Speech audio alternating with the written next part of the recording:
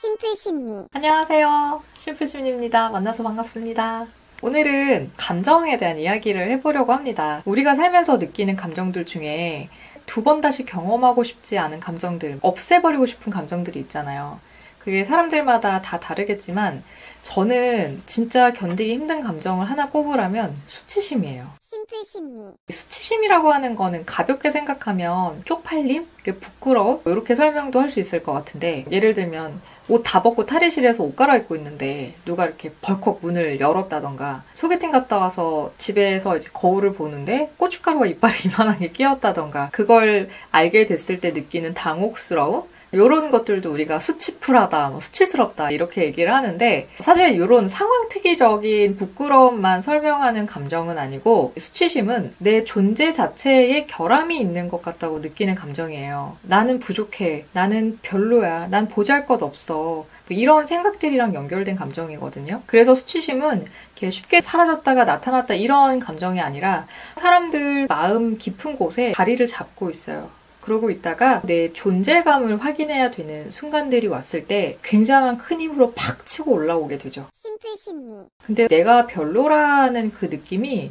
어떤 누구한테든 받아들여지기가 되게 어려운 감정이에요. 그러니까 스스로 수용하기가 굉장히 힘든 감정이어서 보통의 사람들은 이 수치심을 숨기려고 많이 애를 써요. 남한테 보여주기 싫잖아요. 그러니까 내 바닥이 드러났을 때 느끼는 극도의 굴욕감 같은 그 감정을 나한테 그런 면이 있어 라고 이야기를 하는 게 쉽지 않아요. 그래서 대부분은 방어를 하려고 합니다. 그럼 사람들은 이거를 어떻게 방어하냐. 가장 흔한 건 수치심을 느끼고 있는 것에 반대로 가는 거죠. 나한텐 그런 게 마치 없는 것처럼 행동하는 거예요. 흔히 허세, 잘난 척, 센 척, 과시 이제 이런 것들을 많이 하는 사람들 있잖아요. 그 사람들의 심리를 이렇게 따라가다 보면 이런 방어적인 행동은 실제로 그 사람들이 숨기고 싶어 하는 감정이랑 굉장히 많이 맞닿아 있거든요. 예를 들면 초등학교 때 왕따를 당했던 애들 중에 중학생이 되면서 일진이 되는 애들이 있어요. 그러니까 초등학교 때 내가 약해서 애들한테 존중도 못 받았고 무시를 당했어 라고 생각을 하면 거기서 내 존재감에 대한 수치심을 굉장히 강하게 느끼죠. 이게 엄청 고통스럽거든요. 그럼 이거에 대한 방어는 내가 힘을 과시해야 되는 거예요. 내가 센 사람이 되는 거. 그래서 힘을 쓰는 집단으로 들어가는 거죠. 그게 내가 약해 라는 것에 대한 수치심을 이제 방어하는 방법이 되는 거예요. 또 다른 예로는 과거에 가난했다, 주관적으로 인지하기에 열악한 환경에서 자라서 남들한테 사랑도 못 받았고 평가절하 당했어 라고 생각하는 사람들은 가난한 이미지 속에 있는 나에 대한 수치심을 강하게 느껴요. 그래서 가난함이 드러나면 존재의 가치가 없어진다라고 느껴요. 그래서 이분들은 어떻게 하냐, 마치 나한테는 그런 면이 없는 것처럼 나 남들만큼 살아, 나 남들만큼 행복해 보여줘야 되잖아요. 그러니까 이제 비싼 거 걸치고 사치품 사고 좋은 데 놀러가고 인스타에 올려서 과시도 하고, 나 괜찮아, 너희들 가진 만큼 나도 가졌어 보여줘야 되는 거죠. 그래야 내가 좀 괜찮은 사람이 되고 인정받을 수 있다고 생각을 하는 거예요. 과도하게 성취지향적인 분들도 마찬가지죠. 이분들은 능력이 없으면 쓸모가 없다고 느끼는 분들이 많이 있어요. 그래서 뭔가를 계속 획득하려고 해. 내가 능력 있는 사람이라는 걸 입증해야 되거든요. 객관적인 걸로. 학력일 수도 있고 직업일 수도 있고 소득일 수도 있고, 누가 봐도 성과, 누가 봐도 성취라고 할 만한 것들을 얻으려고 굉장히 애를 쓰고 살아요. 그거는 부모가 주입한 기준일 수도 있고 사회가 주입한 것일 수도 있는데, 어쨌든 이걸 맞춰야만, 충족해야만 내가 괜찮은 사람이 된다고 느끼니까 무던히 애를 쓰는 거죠. 그래서 이런 분들은 간혹 일 중독으로 빠지시는 분들도 있고, 그리고 내가 부족하거나 결함이 있다는 걸 들키면 안 된다고 생각하기 때문에 굉장히 완벽주의가 되는 분들도 있어요. 이것도 수치심에 대한 방어라고 볼 수가 있는 거죠. 심플심리. 그러면 어떤 조건을 채우면 수치심은 없어지느냐? 내가 부족하다고 느끼는 걸 채우면 사라지는 감정이지 않을까라고 생각할 수 있지만 이게 그렇게 간단하지가 않아요. 수치심은 언뜻 보면 조건이 미달해서 생긴 것처럼 보여질 수 있어요. 그런데 사실은 그 조건 자체라기보다는 지적받고 무시당했던,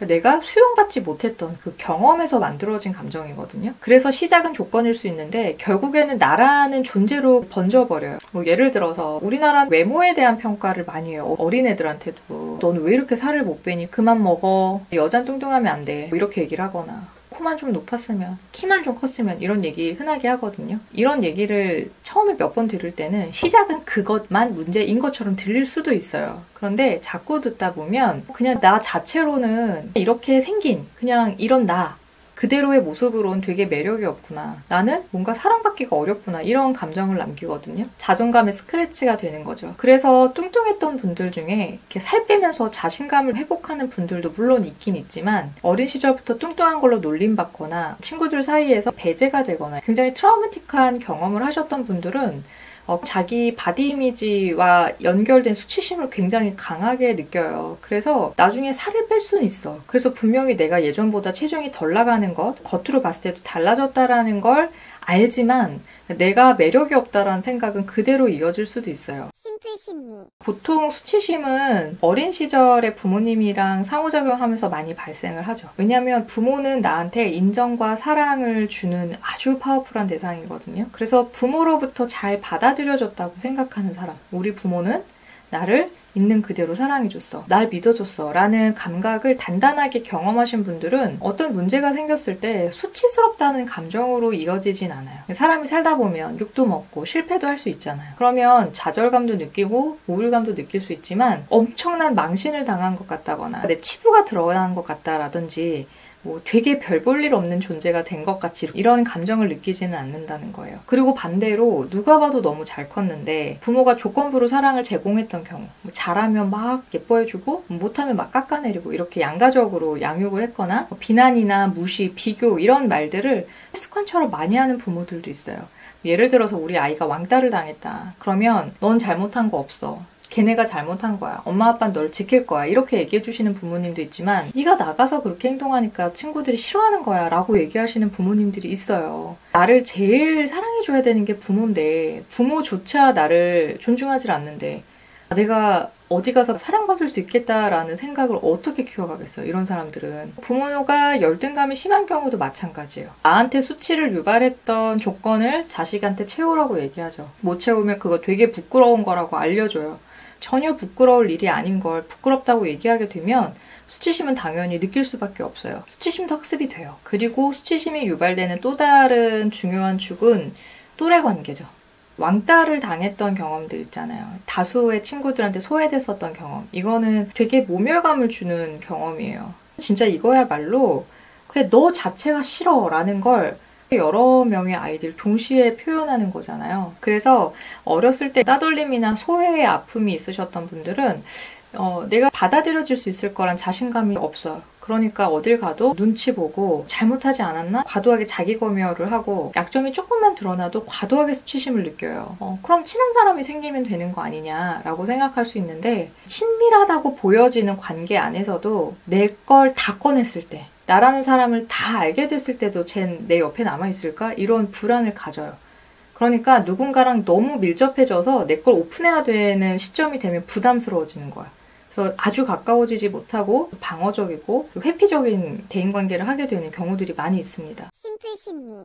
그래서 결국 수치심을 회복한다는 거는 어떤 조건을 채워서가 아니라 뚱뚱했던 내가 살을 빼서 공부를 못했던 내가 성적을 올려서 이게 아니고 나한테 그런 감정이 있어. 이런 부분을 그렇게 느껴라는 걸 오픈했을 때 그랬구나. 그래도 괜찮아. 나는 그냥 있는 그대로의 네가 좋아. 라는 이 수용을 경험해야 조금씩 회복을 하는 거거든요. 이거를 오픈하는 거 쉽지 않잖아요. 되게 어려워요. 그래서 시작은 가장 가까운 대상부터 안전하다고 느껴지는 대상부터 조금씩 오픈하셔야 돼요. 그리고 받아들여지는 경험들이 쌓여야 수치심에 대한 영향을 조금씩 덜 받는 거예요. 내가 과도하게 부끄럽다고 느꼈던 치욕스럽다고 느꼈던 그 감정에서 조금씩 거리를 둘 수 있거든요.